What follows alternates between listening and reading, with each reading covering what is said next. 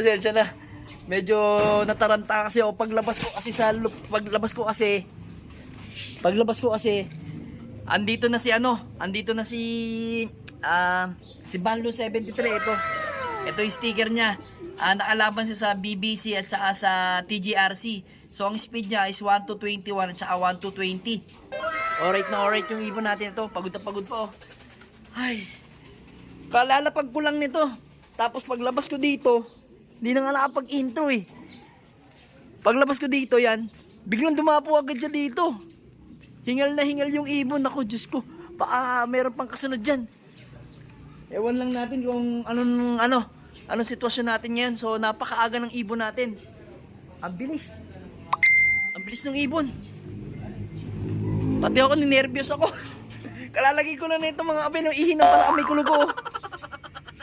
Ayan oh. Kalalagay ko na ng ihi ng pala may kulugo. Tapos bigla siyang dumating. Ayan ha. Namamara ako siya pa. Painumin natin. Alam kong pagod na pagod eh. Yan. Inom ka muna dyan. Inom ka muna. Yan. So, mag-abang pa tayo mga abel.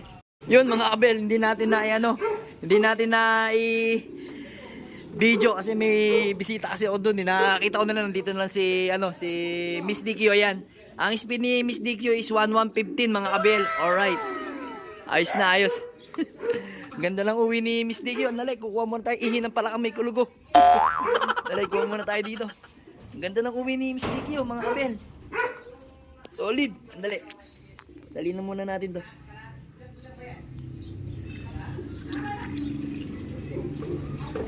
Yan. Kuha muna tayo. Ay nako.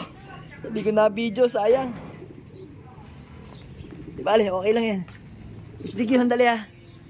Sorry. May bisita kasing dumating eh. Sige muna natin oh. Miss DQ. Oo. Yan pa na. Yan. Alright. Yan. Ipapahinga na si Miss DQ mga abelo. 1150 ang speed ni Miss DQ. Alright. Bang pa tayo. Baka malusutan pa tayo ng ibang ibon eh. So ito mga abel. Meron pa tayo si Blue Bar. So wala tong sticker. Alright. Yan yung asawa ni Brown. Yan si Peter B. Yan. Dumating. Si Peter B. Asan si Brown? Iniwan mo ata si Brown? Malamang nakatambay to dun. Ayun, dun. Ayan, nakatambay yan dyan. Diyan kasi ang babaan yan eh. Dito ka na muna. Ayan. Alright. So yun, mga abel, Brown na lang yun hinihintay natin. Yung kapatid nito. So ano kayang oras darating yun? So yung ibon nga pala natin, eto sa TGRC mga abel. Sa TGRC, number number 6 sa clocking. 6 lap winner tayo, pang-anim tayo. Yay! Alright. Sa sa BBC naman, nakalaban din siya. Kanina lap winner, ngayon nasipa na siya. Pang number 10 na siya sa overallan, sa clocking. Alright. Galing ni Banlun 73. Buti na tamang ang pili ko sa'yo. Then, eto naman si Miss DQ naman mga kabiel. Pasensya na kanina kasi hindi ko na video dahil nga mayroong bisita kami dumating kasi may magpipintura doon sa mga upuan namin. Si Miss DQ, nakita ko na lang nandito. Yan, nakita ko si Miss DQ, bumaba na lang, yun nga. Hindi ko na video, palapit na ako, pumasok na siya sa kanyang asawa. Ayan, asawa niya, ayan. Si Miss DQ naman is 1150 ng speed. So, sa BBC to nakalaban. Sa Aerox ata, NMAX. Ay, Aerox, ang speed niya is 1115. So, ang pwesto niya is pang 58 sa clocking. So, yung ginawa nga natin, ang part natin, ginawa naman ng mga ibon yung part nila para umuwi sila ng maaga. So, yun nga, hindi tayo napahiya kay Miss DQ. Maganda pa rin ang speed niya. Ito yung, sticker niya. Yan ha. Alright. Bali, isa na lang yung kulang natin. Magpahinga ako muna dyan at mamaya-maya, kain ka na. So, yun. Si Brown na lang. Then, mamaya-maya konti. Ang hihintayin naman natin is yung mga PUF sa biga natin.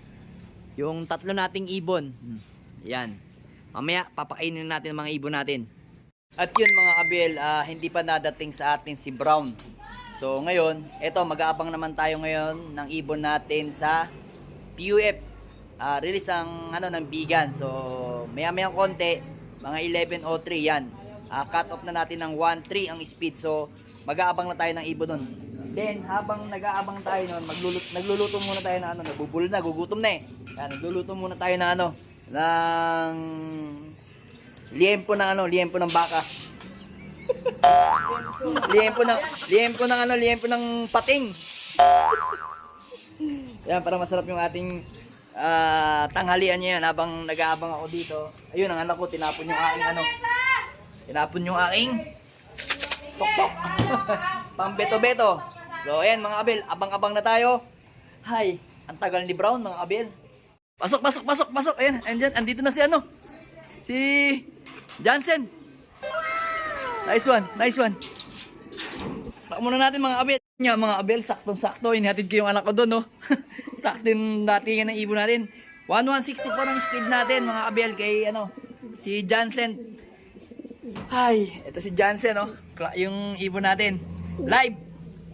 Live yan, mga Abel. Alright, live na live yung ibon natin. Yan, dalawang yan. Alam ko nakasali to sa ano, sa 4 laps. Yan. So, ari na ba? Sana maganda yung pwesto natin. Wala pa yung naka-side bet natin. Ang naka-side bet natin is si email. Kalahin mo, ganda ng uwi ni ano. Ganda ng uwi ni Jansen. Galing. Alright, first bird natin ng PUF. Abang pa tayo. Baka biglang sumulpot para makita natin yung datingan ng ibon natin. At yun nga mga Abel, hindi pa nadadagdagan yung ibon natin sa north. So si ano pa lang, si Jansen pa lang yung nandito. So wala pa nga si email at saka si Peter B. Ano kaya nangyari sa kanila? Ari ko. So yun nga mga Abel, possible nga yung nilipad natin ng south, possible siyang ano, kasi nasipa pa siya eh. Sa BBC, 'di ba, dapat lap winner tayo kaso nasipa tayo number 6. So sa BBC, ang naging problema na sa BBC ko, yung location ko hindi napalitan. San Simon pa rin. Pero yung coordinates ko is Minalin. So yun, sa paglagay lang ng San Simon, yung pagkaamali, pero Minalin na yung coordinates ko. So yun, pinabago ko na sa ano, do sa encoder ng BBC.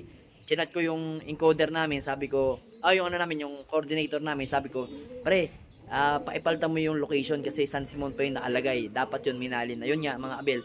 So ngayon, sabi niya, try mo mag-registered uli. Yun, Minalin na nga yung ano, lumabas. So naayos na nga. So yun, pang number 6 tayo sa BBC first lap ng fan race nila sa 7 laps. Then dito naman sa TGRC number 10 tayo sa clocking. Pero tingnan natin ang tingin ko kasi lap winner ako sa pooling kasi may pooling kasi kami nung nakaraan sa Atimona na hindi natuloy. So ngayon, itinuloy ngayong Plaridel. So ngayon, nakita ko lang doon PB. So nag-iisa lang yung PB doon, pero meron letter B's na isa na nauna sa atin, pero hindi ko alam kung naka-pooling yun. Kasi wala nakalagay na letter P. So possible kung hindi siya naka-pooling, tayo ang lap winner sa pooling. 3-5 din tayo kung sakali. Pero tingnan natin kung mamaya pagka inilabas yung result ng pooling, i-update ko kayo o kaya bukas pag inilabas.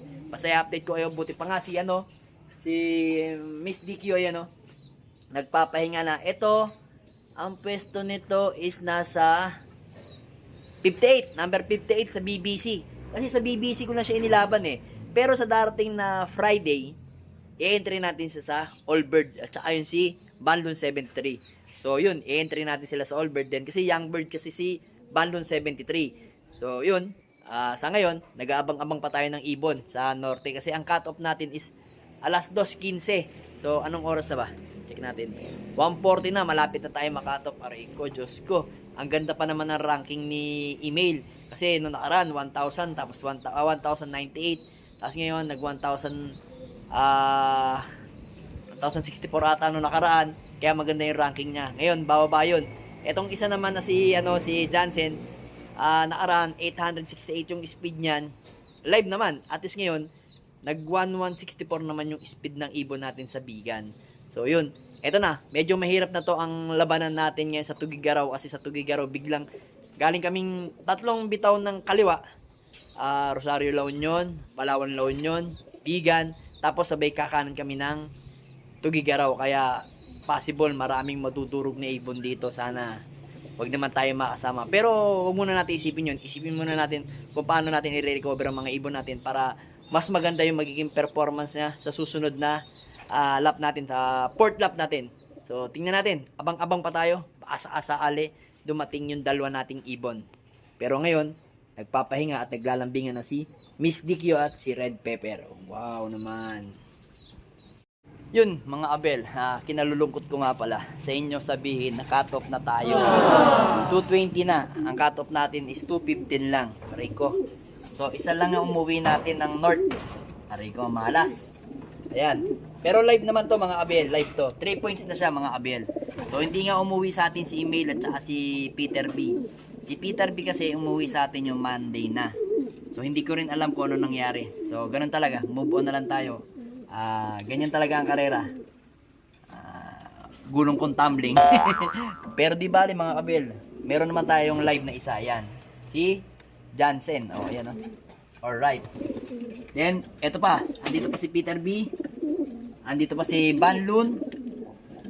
Andito pa si Brown. So yan, mga pang south natin yan mga abel. So yun, isa pa lang ibon natin na si Peter B na hen is hindi rin pala umuwi yung asawa nito. Yung laging nandito, tuwing gabi sila, naglalambingan sila dito.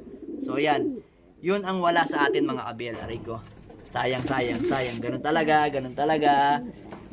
Wala tayong magagawa, hindi tayo sinuwerte sa mga ibon natin na yun.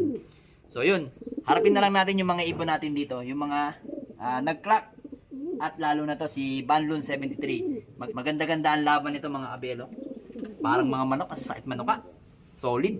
So yan mga abel, update ko kayo pagka inilabas yun sa pooling natin kung pang ilan tayo. Update ko kayo mamaya or bukas. So ito mga abel, dumating pa si Peter B ng ano natin, cut off. Aray ko, 2 times cut off. Yun na, dumating na si Peter B. So try natin i-clock kahit pa paano. Yan, clock muna natin. Wala na tayong magagawa dyan.